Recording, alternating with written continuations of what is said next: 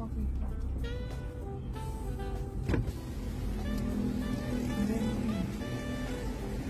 20 pesos. Hi, good evening. I'm Jason. Can I get for tonight? Isang 20 na dark caramel coffee. Ito na.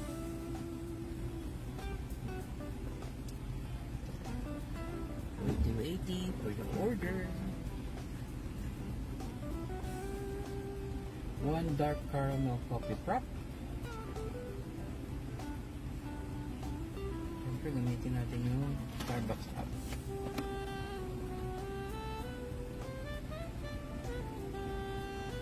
$161 na lang.